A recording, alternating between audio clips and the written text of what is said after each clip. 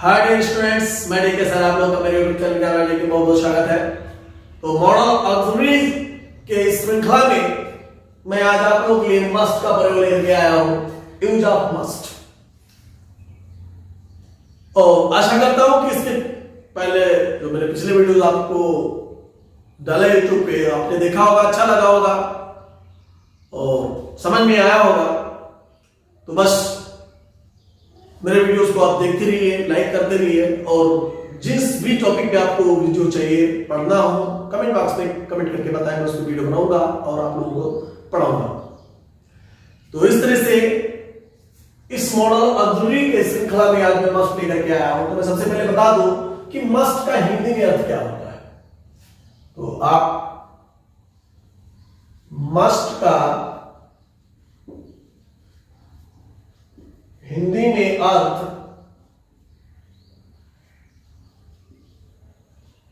अवश्य चाहिए,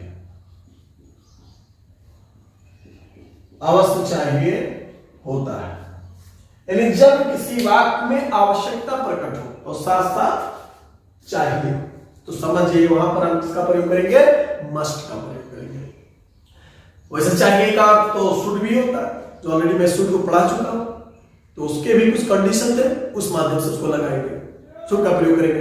लेकिन मस्ट में क्या होता है, जब वाक्य में क्या प्रकट हो, आवश्यकता। याद रहे कि वाक्य में जब आवश्यकता प्रकट हो और यहां पर चाहिए हो तो हम वहां पर किसका प्रयोग करते हैं, मस्ट का प्रयोग करते हैं। तो आप यहां लिख सकते हो कि जब वाक्य में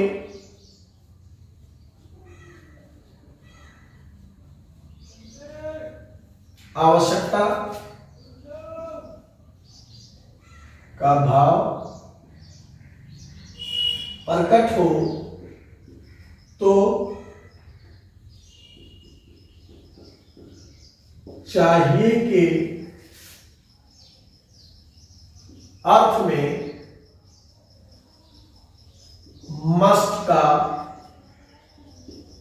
प्रयोग करते हैं। अब उदाहरण लेते हैं कि जैसे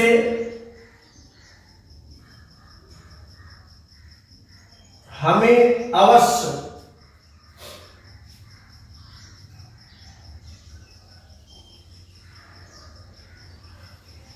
दवा समय पर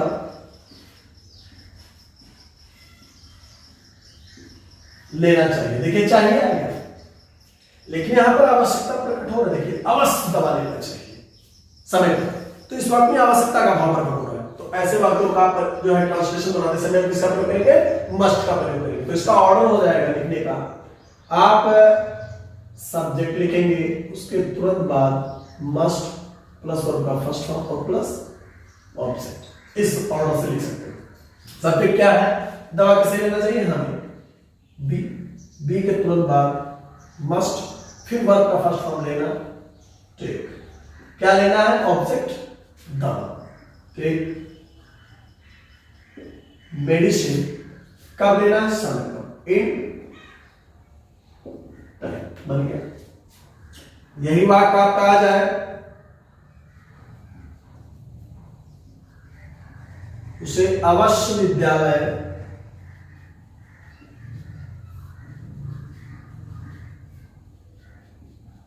जाना चाहिए। तो देखिए आवश्यकता प्रकट होता है, अवश्य आ जाए चाहिए के साथ, तो समझिए कि मस्ट का प्रयोग करना सबसे बेहतर होता है। अब देखिए उसे किसे जाना चाहिए, उसे यानी ही के तुरंत बाद मस्ट, इसके बाद उनका first form go to school, must go to school, उसे विद्यालय अवश्य जाना चाहिए। तो इसलिए आप इसको बना सकते हो। अब इसका स्क्रीनशॉट ले लीजिए और फिर मैं इसके बाद बताता हूं ऑट टू का प्रयोग।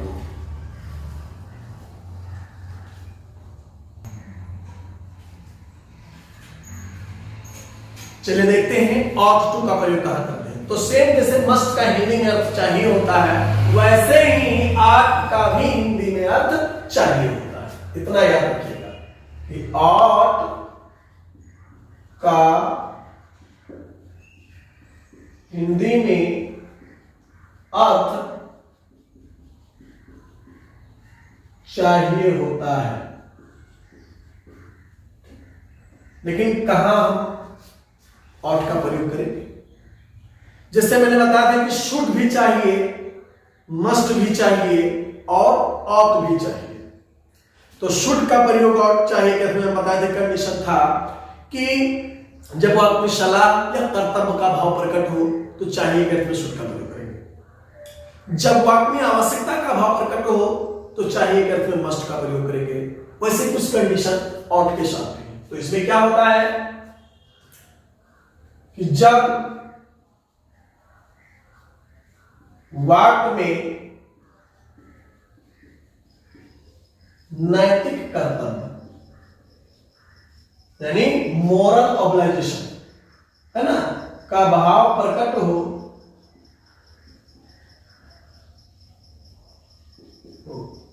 तो चाहिए के अर्थ में ought का प्रयोग करते हैं। तो ought का प्रयोग करते हैं किसके अर्थ में? चाहिए करते हैं। अब इसके साथ एक कंडीशन और है कि ought के साथ not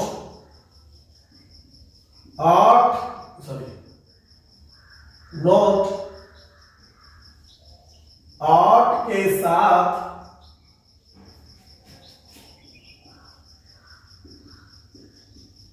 मेन वर्ब के फर्स्ट फॉर्म से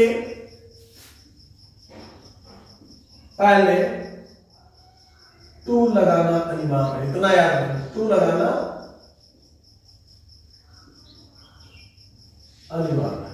ठीक, यानी जब भी हम ought का प्रयोग करेंगे तो ought के साथ वर्ब के फर्स्ट फॉर्म से पहले टू लगाते हैं। तो टू लगाना अनिवार्य है, बिकॉज बाकी जो मॉडल ऑक्सिलरी हैं वो अपने मॉडल ऑक्सिलरीज के साथ वो क्रिया होती है वो इंफिनिटिव हो जाते हैं, लेकिन ought के साथ बगैर टू लगाए इंफिनिटिव नहीं होता है। तो इसलिए ought के साथ वर्ब के फर्स्ट फॉर्म से पहले हमें टू लगाना पड़ता है। उदाहरण ले लेते हैं, जैसे मान लीजिए कोई वाक्य है आपका, यहां में अपने देश की रक्षा करनी चाहिए। देखिए, अपने देश की रक्षा करनी चाहिए। हम सब ये जो नैतिक कर्तव्य है हम सबका कि हमें अपने देश की रक्षा करनी चाहिए। तो इसमें नैतिक कर्तव्य का बोध हो रहा है, तो इसलिए इसमें हम चाहिए के अर्थ में ought का प्रयोग करेंगे। तो इसका ऑर्डर हो जाएगा बनाने का, subject plus ought plus two plus verb का फर्स्ट फॉर्म प्लस ऑब्जेक्ट। अब इसके हिसाब से हम बनाएंगे तो सब्जेक्ट क्या है? बी के तुरंत बाद ought, और ought के बाद लिखा है टू प्लस वर्ब का फर्स्ट फॉर्म रक्षा करना, प्रोटेक्ट, किसकी? अपने देश की। तो बी के साथ अपना की अंग्रेजी अवर और देश की अंग्रेजी कंट्री। इस तरह से बन सकते। देखिए, सब्जेक्ट ought टू वर्ब का फर्स्ट फॉर्म रक्षा करना, तो प्रोटेक्ट, ऑब्जेक्ट अपने देश की है ना, और कंट्री। तो इस तरह से इस ऑर्डर में हम इसको बना सकते हैं। बस नैतिक कर्तव्य का बोध होना चाहिए। और उदाहरण देते हैं, मान लीजिए आपका वाक्य है, हमें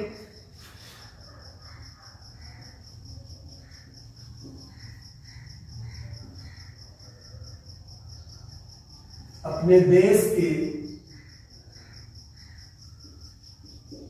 यातायात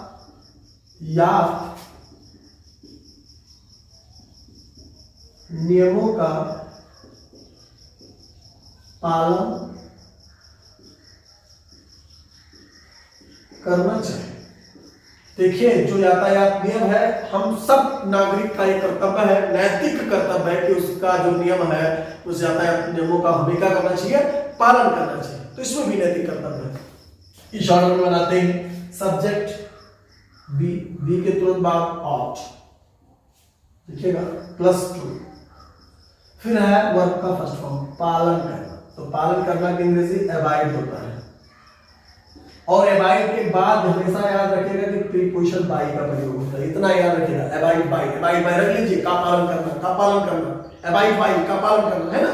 तो अबाइड के साथ बाई का प्रयोग होता है। Be ought to abide.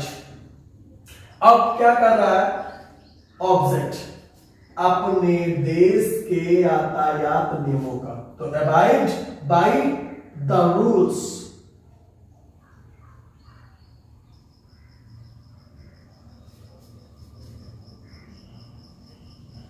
the rules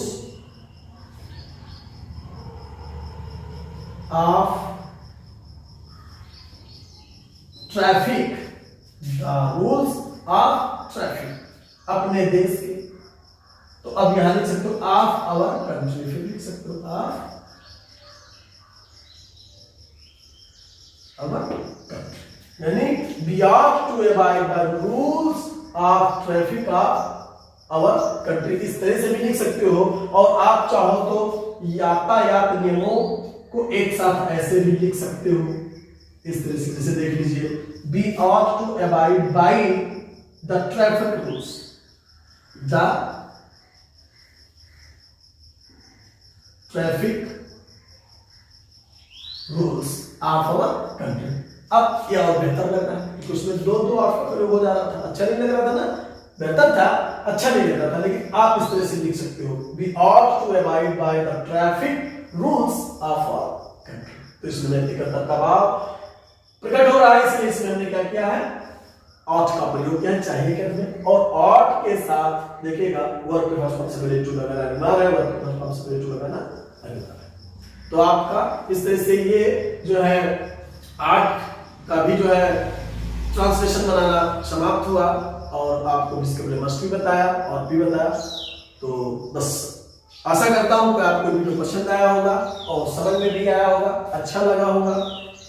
और अगर अच्छा लगा होगा तो लाइक जरूर कीजिएगा, कमेंट बॉक्स में कमेंट करके बताइएगा। और अभी तक आप लोगों ने मेरे यूट्यूब चैनल ज्ञान माई डीके को सब्सक्राइब नहीं किया तो उसको सब्सक्राइब कर रहे हैं। नोटिफिकेशन पाने के लिए बेल आइकन जरूर दबा दें ताकि आपको ऐसे वीडियो मिलते रहें। और इस आशा के साथ कि आप हमारे वीडियोस को देखते होंगे, शेयर करते होंगे। मिलते हैं फिर अगले वीडियो में, तब तक के लिए गुड बाय।